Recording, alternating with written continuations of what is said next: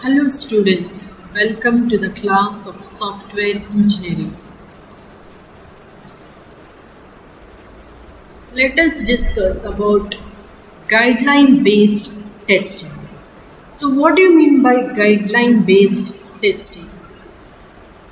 What is it? You're testing the guidelines to choose the test cases. So you're testing the guidelines to choose the test cases. These guidelines often reflect errors that the programmers make when developing components. So these guidelines will reflect the errors that the programmers can make while developing the component. Some of the general guidelines to be followed for testing are, so what are the guidelines? First one, choose inputs that force the system to generate all error messages. So I've told that you have to choose inputs in such a way that your system should also generate error messages. Design inputs that cause input buffers to overflow. So you have to design inputs in such a way that your system should reach to an overflow condition.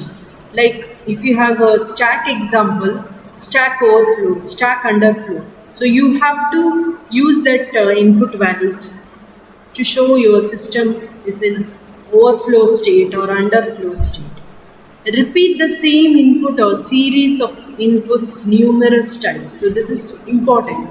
See, the same input you have to try to execute it several times. So try to test it several times. So that is third point. Fourth one, force invalid outputs to be generated. So for the invalid input, invalid outputs to be generated. Fifth one, force computation results to be too large or too small. So you need to force the computation results to be too large or too small. Next, we will discuss about component testing. So we have seen about unit testing. Now we'll see component testing. What do you mean by component testing? Means you're testing the components. So this component might be a composite component. What is composite component? Composite component. The component which is made up of several other objects. So here main thing is interface testing is done for such components. Interface testing. So what is this interface testing? See, look at the diagram now. You can look at the diagram. We have component A, component B and component C. So this entire component is made up of component A, B and C components. Okay, so here you are applying, you can see here in figure 6, A, B, C components have been integrated to create a larger system. So these components have been integrated together to create one system. So here test cases are not applied to individual components. So what about the test cases? So you know that your system is composed of these components A, B and C. So all these components are integrated together to form one system. But where are you applying the test cases? See, you are not applying test cases on individual components here. We are not applying test cases on individual components. Instead, we are applying to the interface of the composite component. Interface of the composite component. This one. Here, can you see? Test cases are applied to the interface of the composite component. So if you test only the individual components, interface errors are not highlighted. That is the reason. Actually, these errors result from interactions between the objects in the component.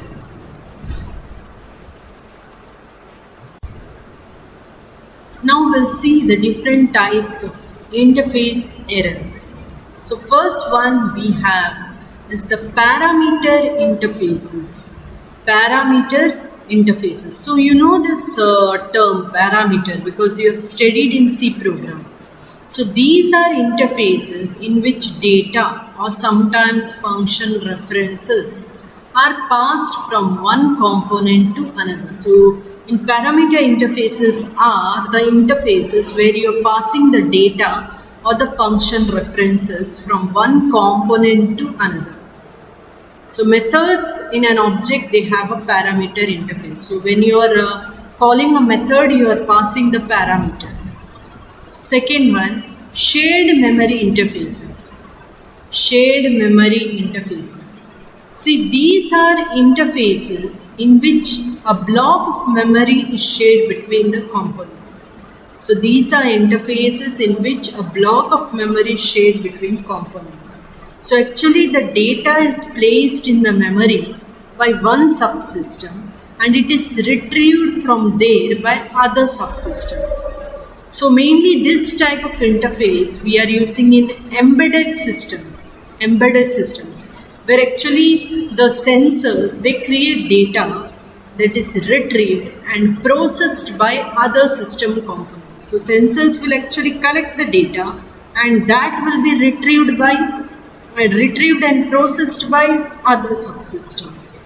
So that is shared memory interface.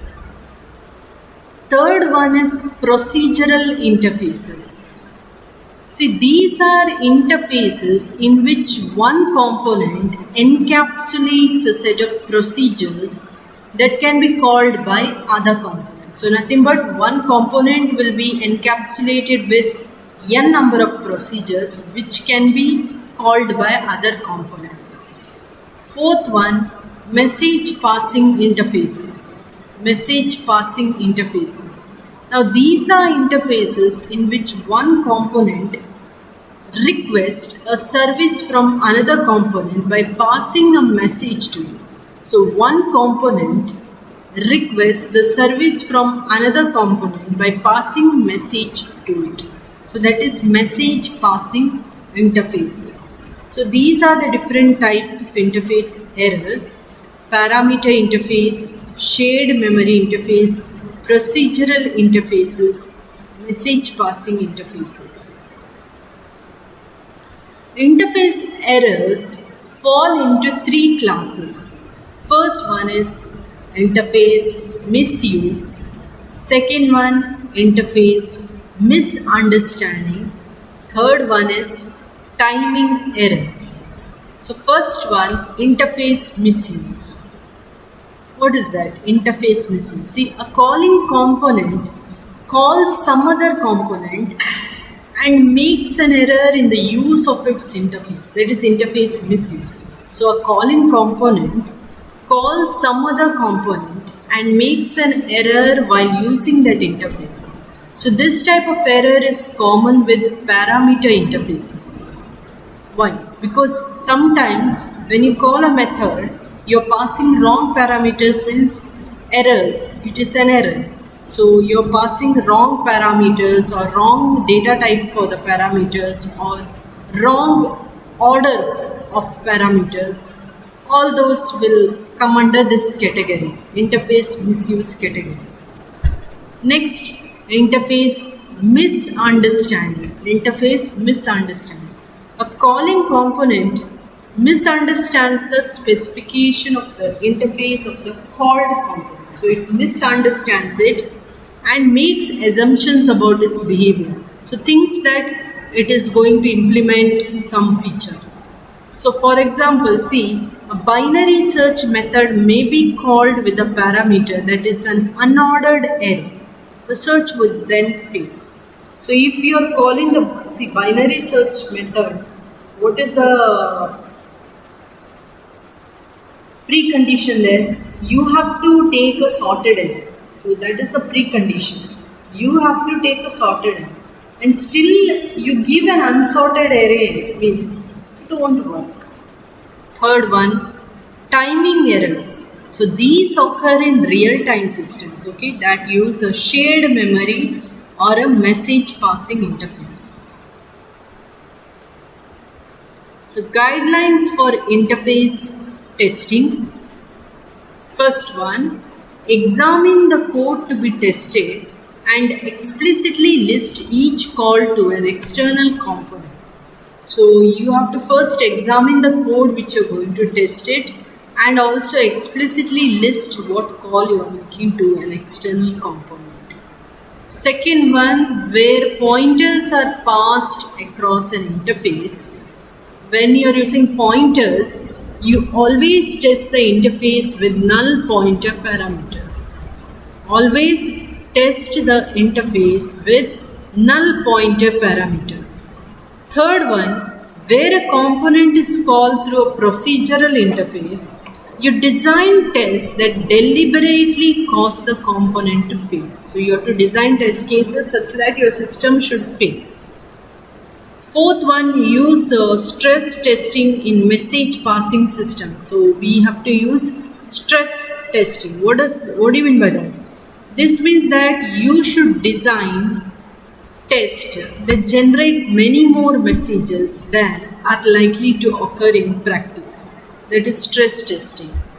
Fifth one, where several components interact through shared memory, design tests that vary the order in which these components are activated. So these tests may reveal implicit assumptions made by the programmer about the order in which the shared data is produced and consumed. Now we'll move on to system testing. So what is system testing? You are integrating all the components to form one complete system and then you're testing the system. System testing involves integrating components to create a version of the system and then testing the integrated system. Clear? So system testing should focus on testing the interactions between the components and objects that make up a system. So system testing, we are mainly focusing on the interactions, because in component testing is done fine, but you need to see that how whether the component interacts properly with another component. So mainly you're focusing on testing the interactions between the components and objects. One can also test reusable components or systems to check that they work as expected. So you can test reusable components to check whether they work as expected when they are integrated with new components. So you are using some reusable components, isn't it? So when you are integrating with that new component, you need to test that system, how it works. So this interaction testing should discover the bugs on it. Now let's take the example of sequence diagram. It shows the sequence of operations in the weather station when it responds to a request to collect data for the mapping system. So this is actually your sequence diagram. Collect weather data, sequence chart.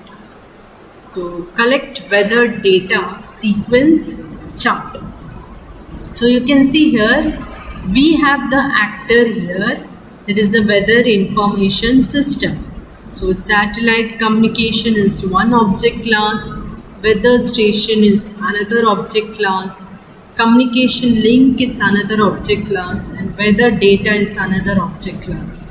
So first it is the weather information system. Actually it needs the report, so it will send the request. What is that? The report to the satellite. So it is through satellite communication is possible. So from the satellite it will send to weather station, particular weather station, and it will ask for report weather, and you get the acknowledgement saying that it has reached the destination. Now a weather station will get the summary from the weather data system. Now weather station will actually get the summary from the weather data system through this communication link,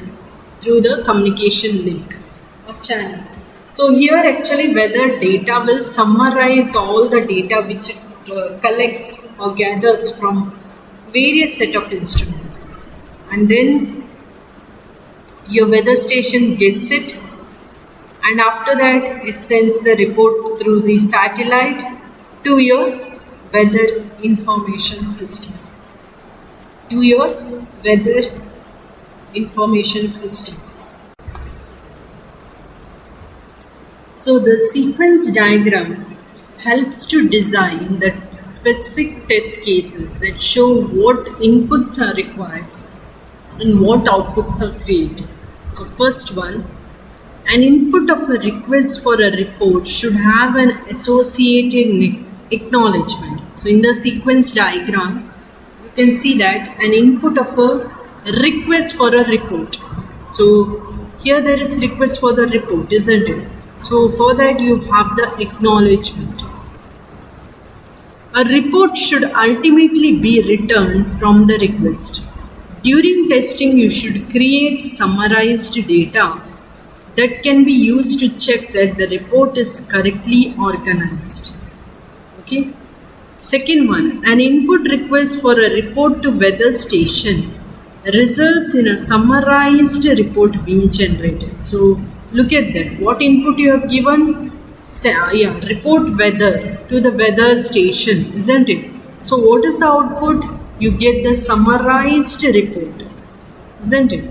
So you can test this in isolation by creating raw data corresponding to the summary that you have prepared for the test of satellite communication and checking that the weather station object correctly produces this summary.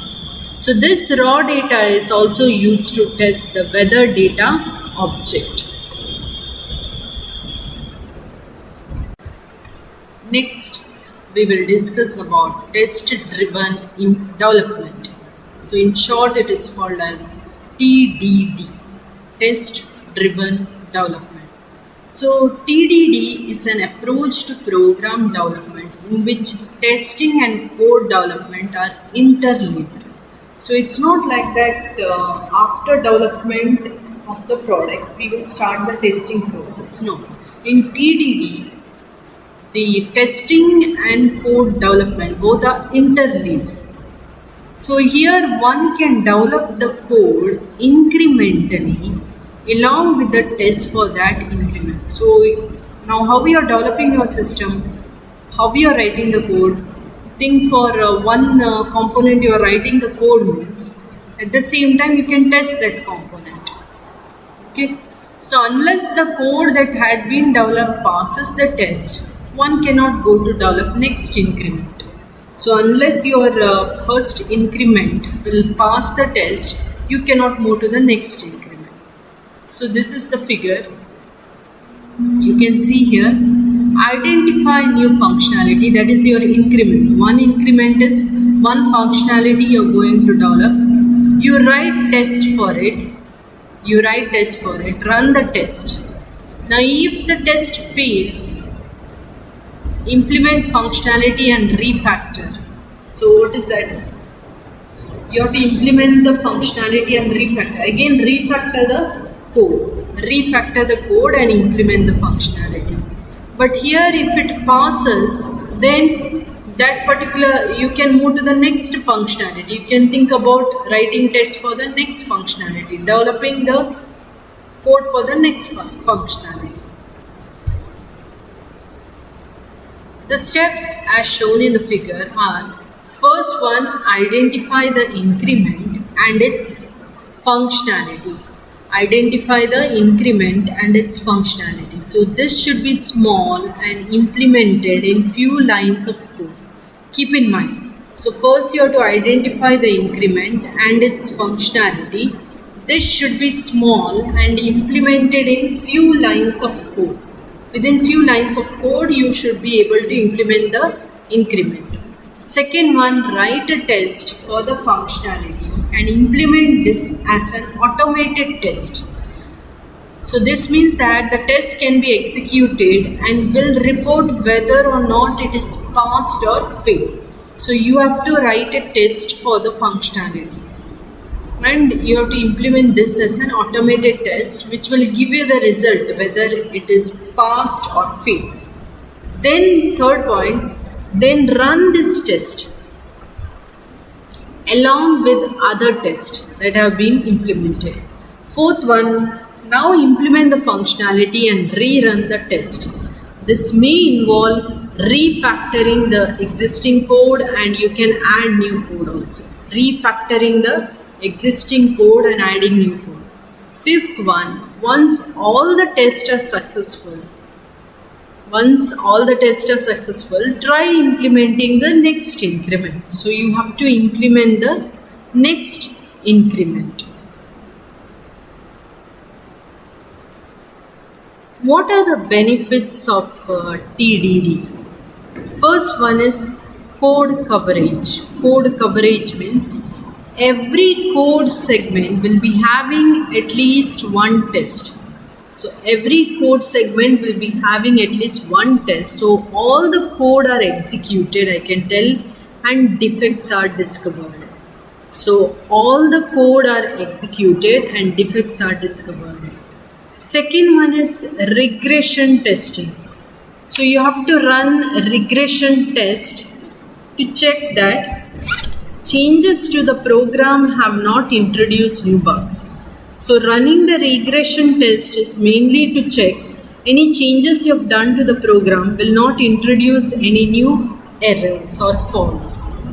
Third one is simplified debugging. Here, one need not use debugging tools to locate the problem. When the test fails, you will get to know in which line of code the problem is and you have to modify it. So if suppose the test fails, then you will get to know which line of code there is error and you can modify it. So you need not have any separate debugging tool for it. Fourth one is system documentation. So the test usually act as a form of documentation. So it's like it will describe what the code should be doing. So reading the test can make it easier to understand the code. So so it will be easy to understand the code. Next, we'll discuss about release testing. So what do you mean by release testing? Release testing is the process of testing a particular release of a system. Okay, you're testing a particular release of a system that is mainly developed for customers and users. So what is the distinction between system testing and release testing?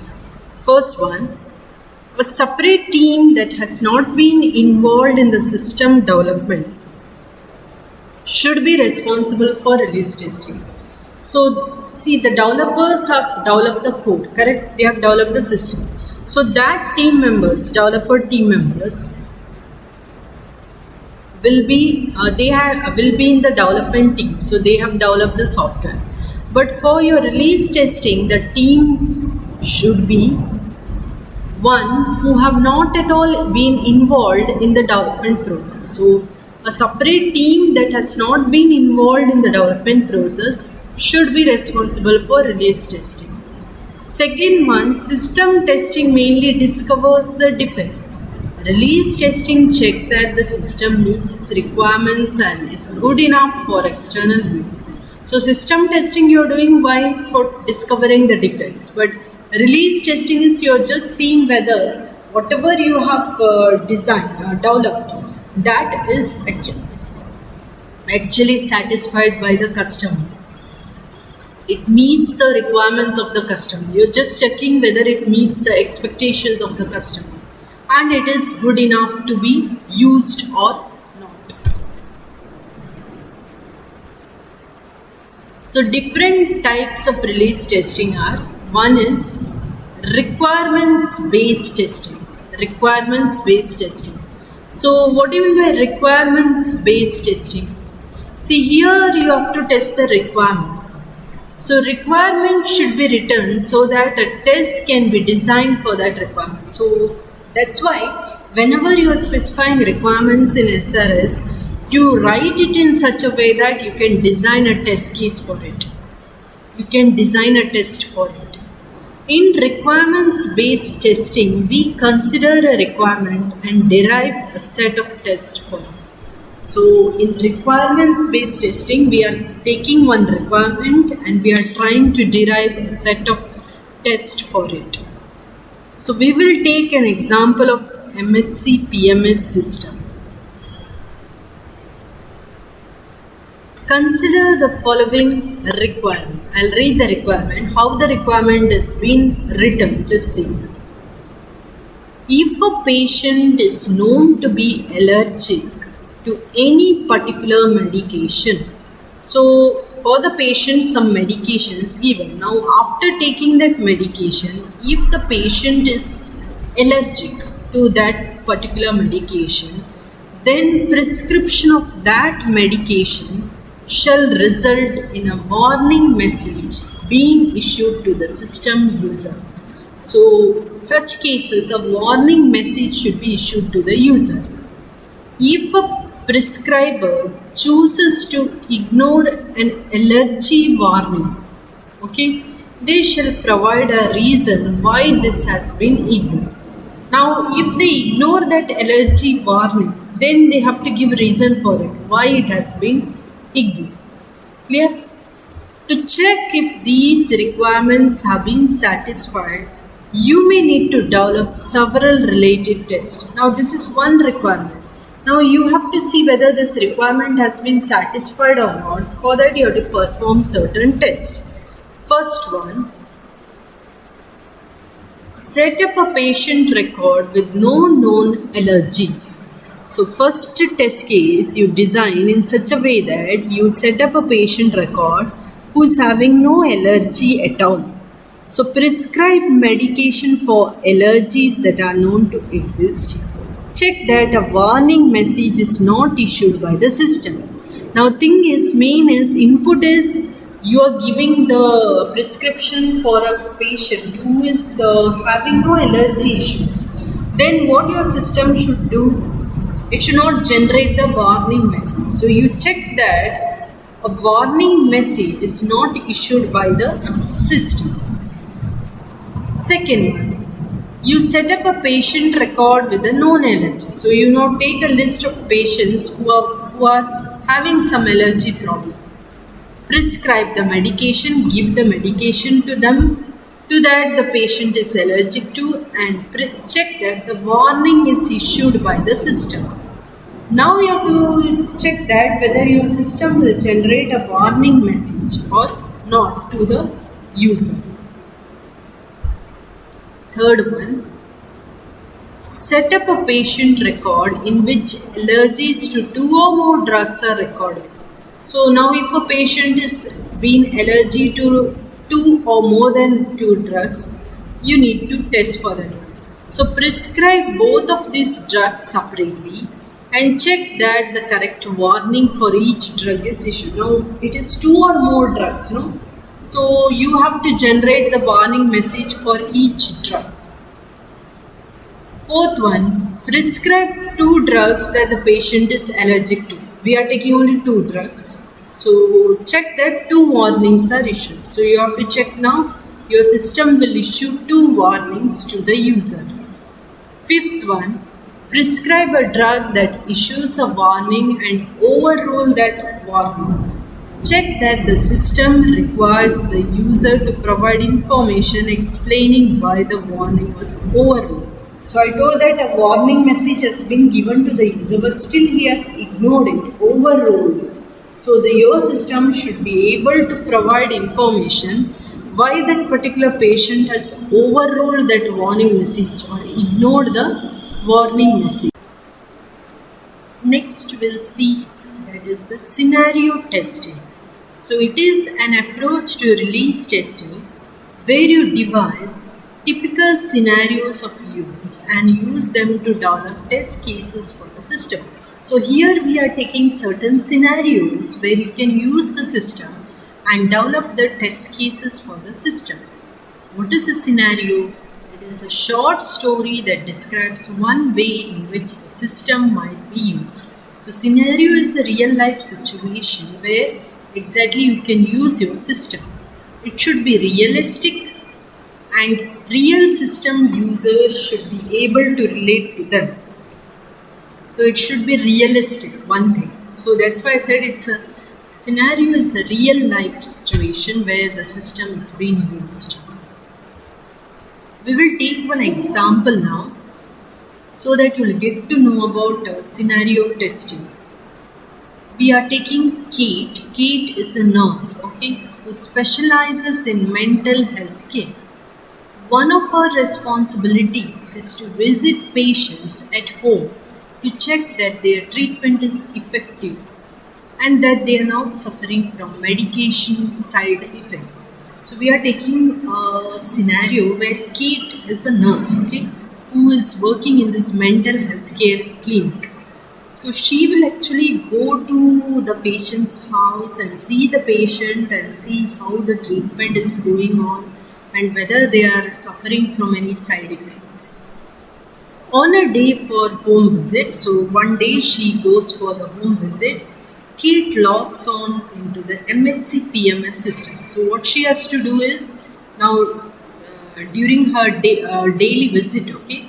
So when she begins her visit, she has to log into the MHC PMS system and uses it to print her schedule of home visit for that day along with summary information about the patients to be visited. So she will be giving the schedule that uh, when she is going to visit the patient at their home and also how many patients she is going to visit. She requests that the records for these patients to be downloaded to her laptop. Now she will access the reports of that patients because she is going to that patient's house, so she should be knowing about them, isn't it? So she needs a summary report. So she will access it, and there is no print option, just only downloads those reports. She's prompted for her key phrase to encrypt the records on the laptop. Now, you know that since she's a authorized user only can access, isn't it? So she will be having a key. So to encrypt the records on the laptop. One of the patients that she visits is Jim. So the patient whom she visits name is Jim. Okay, who is being treated with medication for depression. So his mental health problem is he has gone into depression. So he has been given the medication. Jim feels that the medication is helping him, but believes that it has the side effect of keeping him awake at night. Now, the medication is given to Jim, and how he feels is like he is improving, but he doesn't get sleep at night time. So, Kate looks up Jim's record. So, first she looks into the record of the Jim and is prompted for her key phrase to decrypt the record. Now, she will decrypt. So that's why no one can easily download the report, only the authorized user. She checks the drug prescribed and queries its side effects. So she reads its summary, what medication is given, and she will ask him how he's feeling. Sleeplessness is a known side effect. So she will note down the side effect now. He doesn't get sleep during the night time, no? So sleeplessness is the side effect. So she notes the problem in Jim's record. Now she notes that one and suggests that he visits the clinic to have his medication changed. Now she will tell that. So she has noted down the side effect also, and she suggested him that better to change the medication because as he's not getting the sleep, so let he visit the clinic. He agrees, so Kate enters a prompt to call him when she gets back to the clinic to make an appointment with the physician. So Kate decided that after she goes back to the clinic, she will make a call to him and take the appointment. She ends the consultation and the system re-encrypts the Jim's record. So after finishing her consultations, Kate will return to the clinic. She will go back to the clinic. She will upload the records of patients visited to the database. So how many patients she has visited, she will update that status into the database.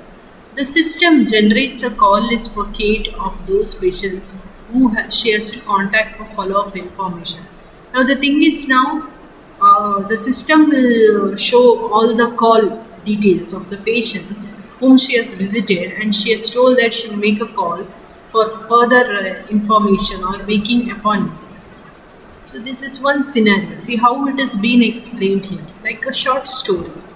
So in this you can do the test cases, like what is the side effect, how do you download the report, how secured it is, all those. It tests a number of features of the MHC PMS system. First one is authentication. Now we'll see what all test cases you can build from here. First one, authentication, which is very important. Authorized user can access. So authentication by logging onto the system. Second one, downloading. So you should be able to download the patient record as well as upload the patient record. So both should be done. Third one, home visit scheduling. Scheduling the home visit. Then encryption and decryption of patient records on a mobile device. That should be done. Record retrieval and modification. Now you have to update the details in the record. No, you need to update the details in the record. So that also should be done. So should be able to retrieve the record and modify. Sixth one, links with the drugs database that maintains side effect information. So again, updating in the database. So there you will be having a separate column, side effect. You can update there. Seventh one, the system for call prompting. To make call to the patient for appointment or following up the patient. Next one is performance testing. Performance testing. So performance tests have to be designed to ensure that. Next we'll see is the performance testing. Performance tests have to be designed to ensure that the system can process its intended load. Now this is very important, performance testing. See, it's not just building a system and satisfying all the requirements. You have to see the performance of your system also. That is more important. So you need to see that your system can process its intended load. More than that load, if you give, what happens?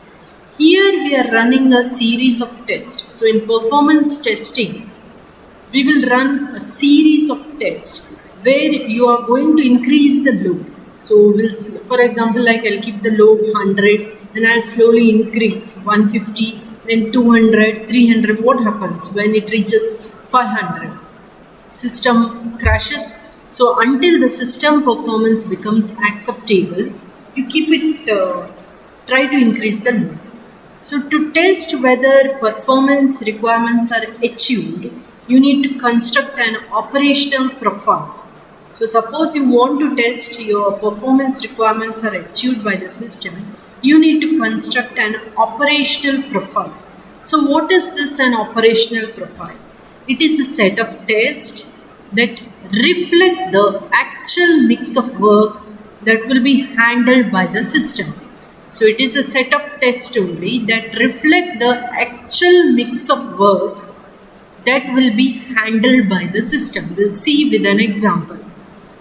For example, if 90% of transactions in a system are of type A, okay, 5% are of type B and remaining are of type C, D, E, then you have to design the operational profile. So operational profile is a set of tests, so that the vast majority of tests will belong to which one? System of type A. Otherwise, you will not get an accurate test of the operational performance of system. So you have to build operational profile, means it's a series of tests I have told. So majority of the test will be belonging to this type A because 90% of transactions are from this system of type A. Okay.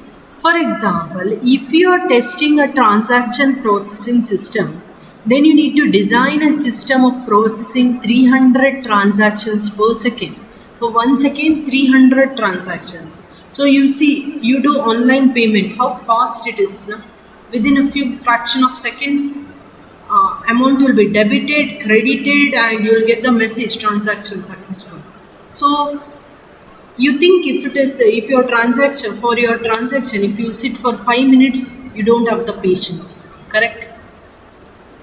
When you just decrease the load, start decreasing, you decrease the time 2 minutes, okay, you are somewhat satisfied, somewhat happy.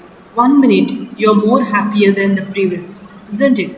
Because you see the performance of your app so good that it does everything within a fraction of seconds. First, you start testing with less than 300. First, you do like that, less than 300. Then you start increasing the load and beyond 300 and go to maximum load where your system fails. So that is the most important thing. Any app or any software you develop, you need to do this performance testing. Okay, anything, any site also, if you go to that site, you should be able to access it within a few seconds. It's not like that you keep on in a loading state only always. Okay. So for first one, it tests the failure behavior of the system. It stresses the system and may cause defects to come to light that would not normally be discovered. So one thing by this performance testing is it will test the failure behavior, will highlight that the defects will come into light which may not have been discovered. Clear?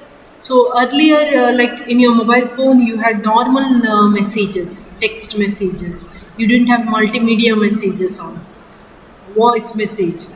Then what came? WhatsApp. So see how it's been used. Okay, let us see how to write the test cases effectively. We'll see some of the examples. Okay, first your test case example. First, you have to specify the title for your test case. Like it's the login page because we are providing the test case for the login page. So you are testing on the login page. So login page, authenticate user on hotmail.com. So you need to authenticate the user on hotmail.com. So this is our test case. So description. Next, you have to give the description. A user should be able to log in at hotmail.com. So a user should be able to log into this site. Precondition.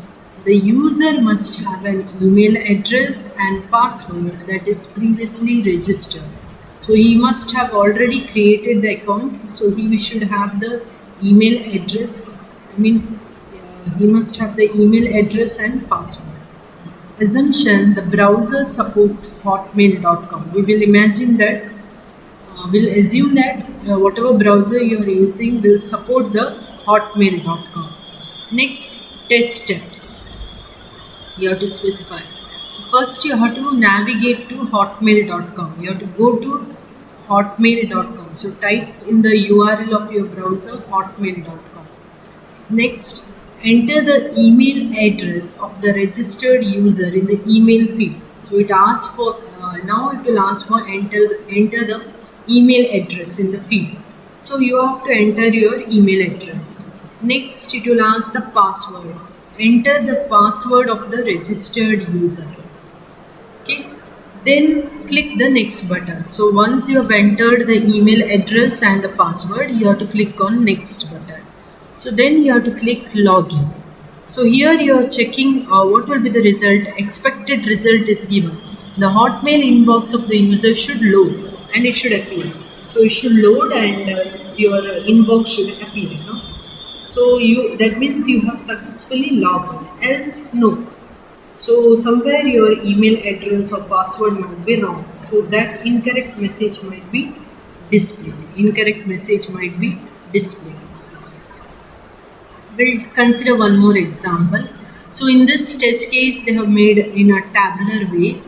You can see test scenario ID. So for your project, you might be building several test cases. So you can give a test ID which will help you easy to locate that test case. So suppose you are performing 25 to 30 test cases, means better to give a unique number for each test case. So test scenario ID is login 1 here they have given. Test case description login positive test case. Prerequisite is a valid user account you should have, test case ID, test priority, post requisite nothing. So here it's nothing but action is launch application. So you have to go to this site, that's all. HTTPS www.facebook.com. So what it will come, Facebook page, home page should appear. So that is your expected output. Same thing in actual output. This is expected output, okay. Actual output, we are getting Facebook home page of your Facebook. And what is the test browser? Internet Explorer 11 version.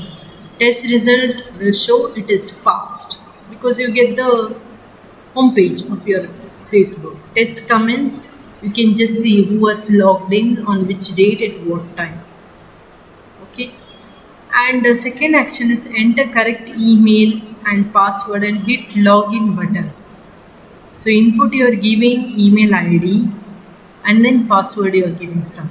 So expected output is login successful. So actual output also you get login success. Test browser, then result is pass. And test comment is nothing but who was logged in, at what time, and login successful.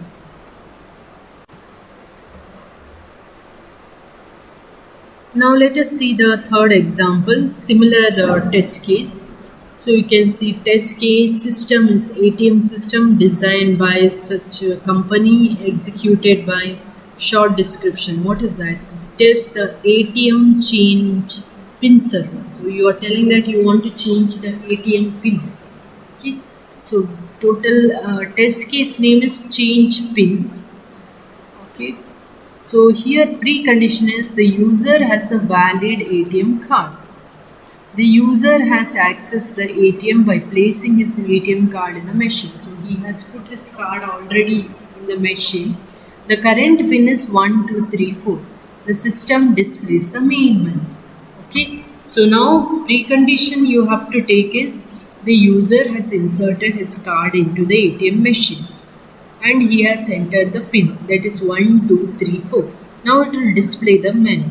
So action, first test step 1, action, click the change pin button. So change pin, there is an option, so you click on that one. So expected system response, the system displays a message asking the user to enter the new pin. So system will ask enter a new pin. So you have to check here whether it is pass or fail, and you have to write here and the comment. Understood? This is how to build a test case. Now he enters 5555. System should display a message asking the user to confirm, re-enter the new pin. Now it should ask again re-enter the new pin. So if it passes, the result will be pass. Re-entering, now he will re-enter again 5555. The system displays a message successfully. So it tells that your pin has changed successfully. You can continue performing other transactions. So he can click yes button. The system displays the main menu. So main menu it will display.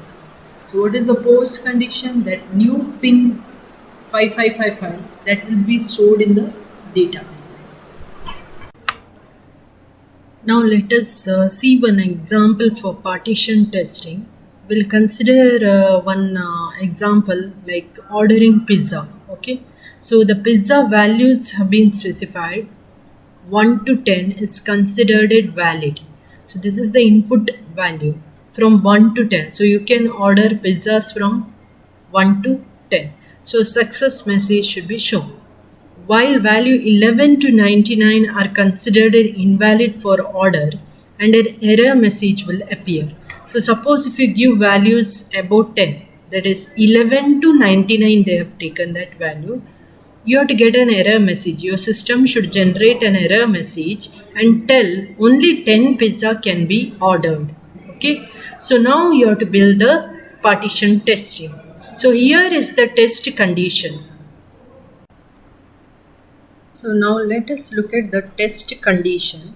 First one is any number greater than 10. Suppose you have entered the number 10, greater than 10, then for example like 11 or 12, that should be invalid. So one thing is that test condition. Second one, any number less than 1. Less than 1 means it is 0. So that should be also treated as invalid. Third one is, if I put numbers between 1 to 10, then it is valid, considered it as valid. And fourth test condition is any 3-digit number. Say suppose if I put 100, because you are taking numbers accepting till 99. So 100 means it is invalid. So we cannot test all the possible values. If you keep on testing for all the values, then the number of test cases will increase. It can be more than 100 also. So to address such type of problem, we are using the equivalence partitioning concept.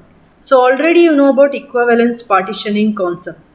So here we are actually dividing our input values into groups which will be having some common features, and then we are choosing test cases from each partition. So to address this problem, we use equivalence partitioning hypothesis, where we divide the possible values into groups or sets. Okay. So you can look at this diagram now. In this representation, you can see that this is first partition 1. Partition 1. So what is the value given in the partition 1? Partition 1, the input value is 0. So if it is 0, it should be treated as invalid. Second partition is you are giving numbers from 1 to 10. 1 to 10 means it is valid. Partition 3, that is from 11 to 99 you can give. It will be invalid only. And partition 4, I am giving a 3-digit number, say 100, then invalid it is. Okay. So these are equivalent partitions. The divided sets are called equivalence partitions or equivalence classes also, you can tell. Equivalence class.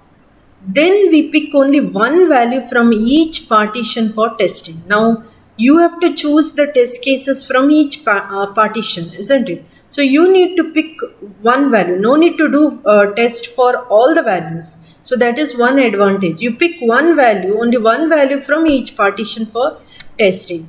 The hypothesis behind this technique is that if one condition or value in a partition passes, then all others will also pass. So likewise, if one condition in a partition fails, all other conditions in that partition will fail. Now we'll see in detail now. You can see here they have included